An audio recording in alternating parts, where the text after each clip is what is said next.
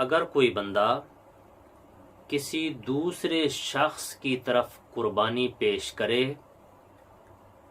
تو اس دوسرے شخص سے اجازت لینا شرعی طور پر ضروری ہے۔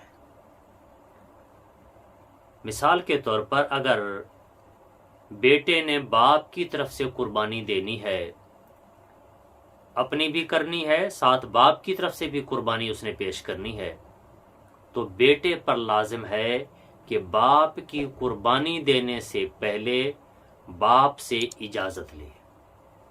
اسی طرح اگر بیٹا ماں کی طرف سے بھی قربانی کرنا چاہتا ہے تو بیٹے پر لازم ہے کہ ماں سے اجازت لے۔ اگر ان کی اجازت کے بغیر قربانی کی گئی تو ان کی طرف سے قربانی ادا نہ ہوئی۔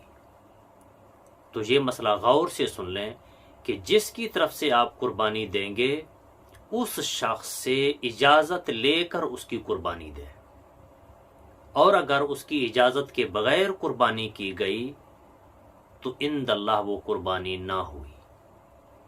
تو اس لیے جس کی طرف سے بھی آپ قربانی دینا چاہتے ہیں، اگر وہ شخص زندہ ہے تو اس بندے کی یا اس عورت کی اجازت کا لینا شرعی طور پر لازم ہے، بغیر اس کی اجازت کے قربانی نہیں ہوگی۔